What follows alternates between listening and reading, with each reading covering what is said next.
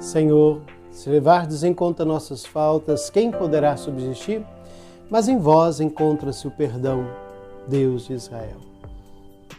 Acolhamos as exigências do seguimento de Jesus, que nos dirige um olhar de amor e que nos pede a sabedoria de fazer a opção decisiva pelo reino, porque Deus é bom. Ele nos ajuda a discernir os pensamentos e intenções do nosso coração, de modo que, livres do apego às riquezas, escolhamos sempre o caminho da caridade, o caminho da solidariedade. Hoje, a liturgia deste 28º domingo do tempo comum nos convida a refletir sobre as escolhas que fazemos. Nos recorda que nem sempre o que reluz é ouro e que é preciso, por vezes, renunciar a certos valores perecíveis para adquirir os valores da vida verdadeira, da vida eterna. O que arruína o plano do Criador é o egoísmo, é a ganância do ser humano.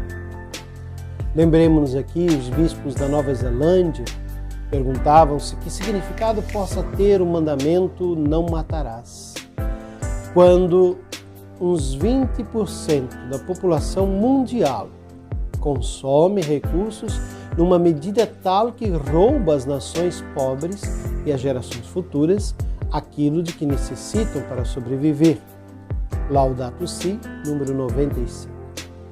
Não podemos frustrar os planos de Deus, e o plano de Deus é: eu vim para que tenham vida e a tenham em abundância.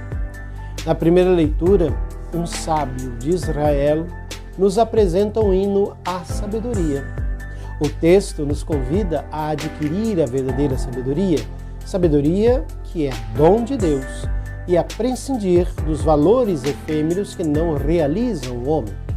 O verdadeiro sábio é aquele que escolheu escutar as propostas de Deus, aceitar os seus desafios, seguir os caminhos que ele indica.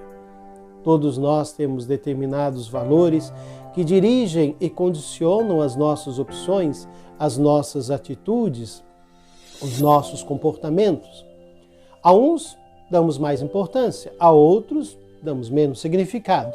O nosso texto nos convida a ter cuidado com a forma como hierarquizamos os valores sobre os quais construímos a nossa vida. Há valores efêmeros e passageiros: o dinheiro, o poder, o êxito, a moda, o reconhecimento social, que não podem ser absolutizados. Eles não são maus por si próprios. Não podemos deixar que eles tomem conta da nossa vida, condicionem todas as nossas opções, nos escravizem de tal modo que nos levem a esquecer outros valores mais importantes e mais duradouros. Os valores efêmeros não servem para encher completamente a nossa vida de significado e não nos garantem a vida verdadeira. Têm o seu lugar na nossa existência, mas não podem crescer de tal forma que assambarquem todo o espaço livre do nosso coração e da nossa vida. O sábio, autor do nosso texto, nos garante que escolher a sabedoria não significa prescindir de outros valores mais materiais e efêmeros. Por vezes, existe a ideia de que acolher as propostas de Deus e seguir os seus caminhos significa renunciar tudo aquilo que nos pode tornar felizes e realizados. Não é verdade. Há valores, mesmo que efêmeros, que são perfeitamente compatíveis com a nossa opção pelos valores de Deus e do reino.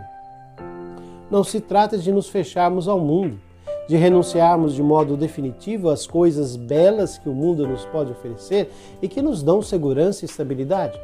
Trata-se de darmos prioridade àquilo que realmente é importante e que nos assegura, não momentos efêmeros, mas momentos eternos de felicidade e de vida plena. O Salmo responsorial, Salmo 89, Salmo 90, nos convida: enchei-nos da vossa misericórdia. Será ela a nossa alegria.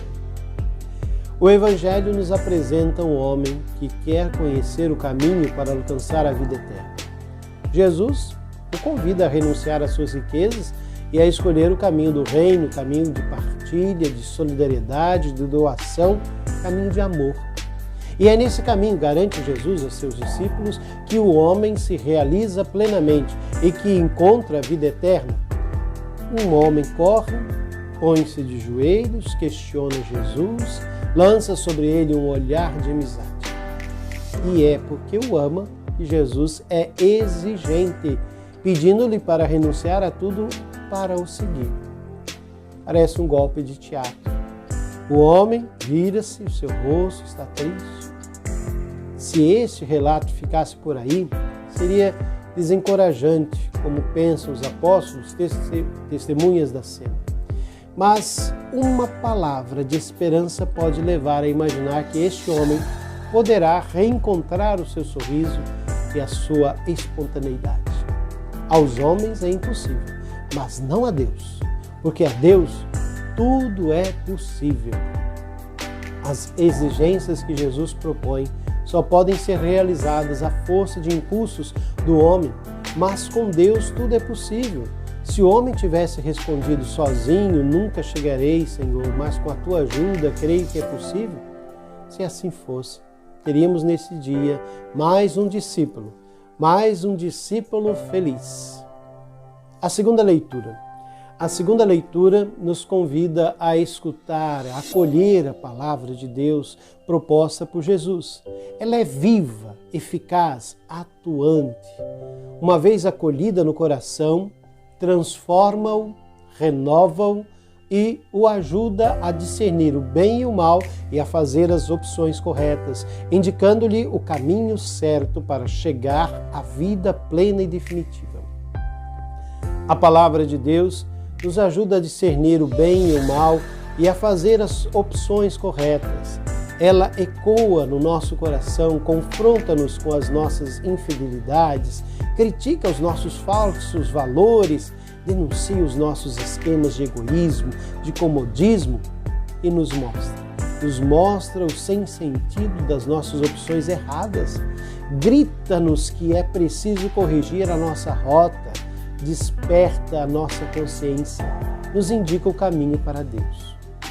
Para que esta palavra seja eficaz, é preciso, contudo, que não nos fechemos nessa atitude de autossuficiência que nos torna surdos àquilo que põe em causa os nossos esquemas pessoais, mas é preciso que com humildade, simplicidade, aceitemos, questionarmos, transformarmos-nos, convertermos-nos.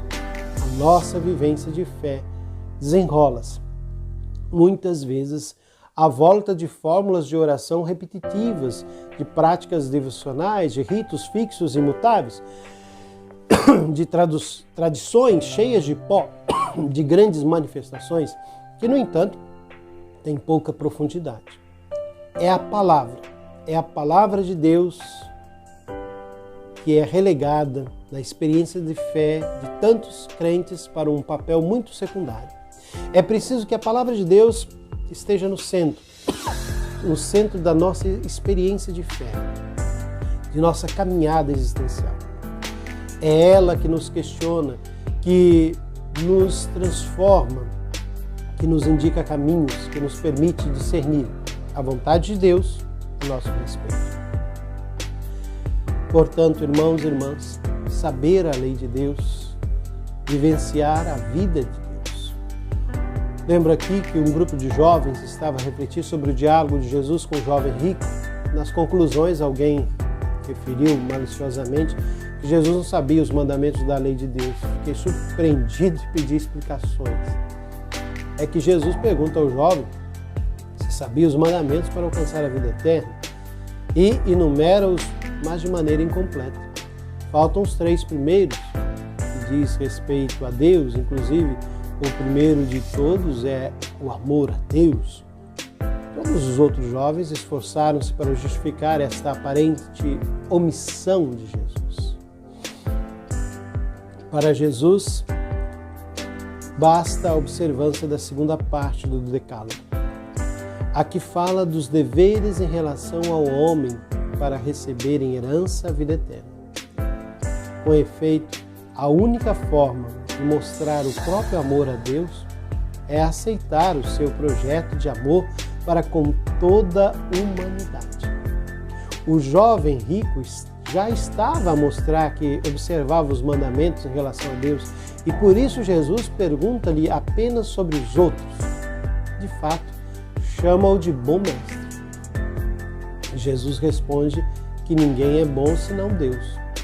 Ora, se o jovem lhe chama bom, está a declarar que Jesus é Deus e que acredita nele. E nós? E nós? Sabemos os mandamentos? Quais deles deixaria Jesus de perguntar por ver já realizados em nossa vida? Nessa semana, pensemos.